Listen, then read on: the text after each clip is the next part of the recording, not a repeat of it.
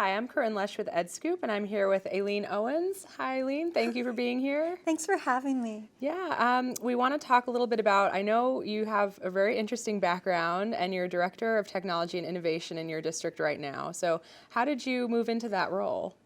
I actually was not in education originally. I was an interior designer, and I worked my way into that role by creating programs for children to encourage creativity.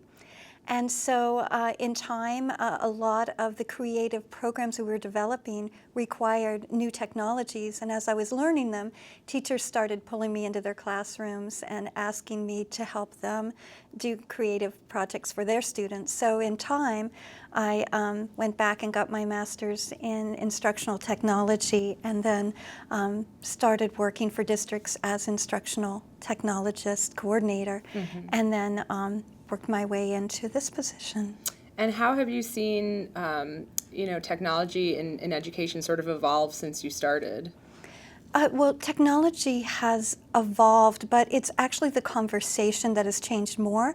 I think that originally we were looking at the tools as kind of the holy grail that would change education, but in time we learned that it's really the motivation, the instructional strategies, the purpose behind what we're trying to teach that actually is changing education and helping us identify the proper tools to make those changes happen. Mm-hmm.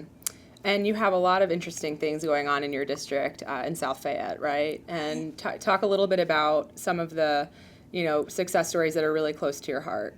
What I am so passionate about right now is we have developed a K-12 computational thinking initiative in our district. So we consider computational thinking to be the new literacy. So students in kindergarten through 12th grade, they're learning to program. They're learning the concepts and the practices of computer programming, but mostly they're learning the problem-solving process that is used along with habits of mind, which are characteristics of successful problem solvers. So through the years, students gravitate from block-based code to text-based code, and now they're creating innovative product prototypes, taking ideas from ideation to prototype. So yeah, and how does that develop from when a kid is in elementary school moving on into high school?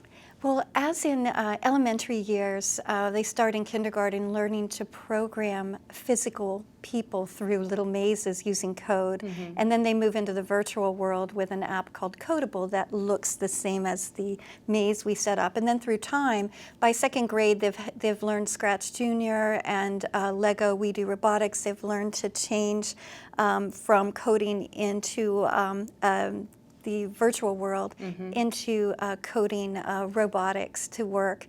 They use electrical circuitry in K2, and so by second grade, they actually use programming to, they take a cardboard structure and they turn it into a keyboard by using makey electrical circuitry and programming with Scratch to make a keyboard that plays music. So then at each grade level we create deeper learning experience in computational thinking with robotics, with, I want to say by 7th grade every child is creating a mobile app with App Inventor.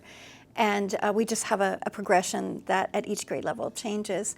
By 8th grade, we're introducing a creative entrepreneurial process which allows them to use 3D printing to create a product. Wow. And that's great. Yeah, I'm excited. And by high school, they have a series of different classes. They can take some traditional classes such as Java 1, Java 2, and AP Computer Science. But what we've really done is created after school opportunities for students to create real products and take them to market. We're soon starting an accelerator where students will make that more official. But right now, for instance, I just took our students to MIT to meet with the App Inventor Media Lab group, and they showed them an app they created called Bus Buddy that allows students to scan when they get on the bus, and it sends an alert to parents saying when their child got on the bus, at what place, and then when they exit the bus. So they're perfecting and taking that product to maturity. And then we took some students to Brown University just this weekend, and they presented on a software application they've been developing. They've been doing educational research on it for 3 years. They developed it from scratch, and it's a pen-based application that is flashcards. And it allows us to try to create personalized learning and collaborative assessments. That's amazing. So yeah, we're having fun. That's great. So when you see all of these new products and new programs out there, do you go to your superintendent or your leadership about it and see if they'll get on board, or do they sort of come to you and say, we'd like to start a programming class or a program? Well, it was a grassroots movement to start computational thinking. I think that's what you mean, right? Yes. And so with that, I started with scratch and then found after-school programs to start incorporating that in. And then through time, we evolved into the curriculum, and so now every student K through 8 receives programming. As in learning to select products. Well, we do a lot of research and investigating, and then we do what we call incubator projects. Every time we want to test a product, we do it as an after-school initiative. And then in the after-school initiative, we have created a group of students. Like, I'll give you an example right now, BlocksCAD. It's teaching students to use 3D design using BlocksCAD rather than regular CAD. Okay, explain what that is. BlocksCAD looks like Scratch programming, and CAD is the usual kind of software that you use to interface to draw with. But now students can draw 3D designs using this new product. So what we did was started an after-school course in 5th grade, and then we had 25 students, and then those 25 students then become helpers in the classroom when we're ready to roll it out. So it goes in one semester, you're doing an after-school initiative, building your capacity, learning what works and what doesn't, and then implementing it by the second semester right in the classrooms. Wow. So we kind of use that model, and we've used it for years, and it's been very helpful for us and for the teachers. What trends or new technologies do you see in the future you're already pretty ahead of the curve, so what in the future would you want to use, or do you see that's out there that's exciting? Do you know, there's a lot I have to learn about what's out there, and I think the direction we've been taking is finding companies who are in development stage, like incubator projects themselves, and then we're trying to help our students learn to create with those products so that they can help refine and build them. So we've taken a different angle. We open up and we scout out new technologies, but right now we're trying to help our students be the ones who help create the new technologies by working with partnerships and companies to do that. And where have you seen former students go? Well, we're really happy right now. I started working with the students, I want to say 4 years ago, and at the high school level.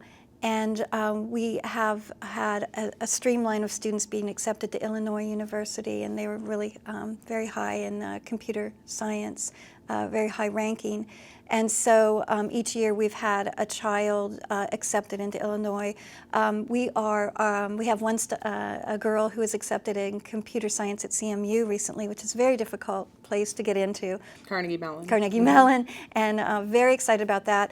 I just took this group of students, I took 9 students to MIT, and we met with the admissions officer to learn about Makerspace, the new Maker portfolios, but also to help them learn how they can present portfolios to get into MIT. I hope by next year we can say we have students there. Wow, that'd be great. But we're working for our students have their eyes on CMU and MIT, and right. We're kind of moving in the directions that meet their vision. What advice do you have for up-and-coming CTOs or people that really want to, sort of model what you're doing at your district? I think the best advice I have is there are so many people all throughout the country who are creating new visions and new ways of doing things, and everyone is so happy to share. I think they should reach out to people who are doing similar things and learn from them. Like, it took us 6 years to develop this model, but now we can take this model and place it in a school and have a high success rate. And so I think it's easier not to reinvent the wheel, but then get it started and then go out from there. So I guess reach out to others, find partnerships. Partnerships are so, it's funny, it's easy to find. People are willing to help educators, and they're willing to help create the new vision. So I think, I think that would be my best advice. Great. Well, thank you so much for being here. We really appreciate it. Oh, thanks for having me. I really appreciate being asked. I'm Corinne Lesh with EdScoop. Thanks for watching.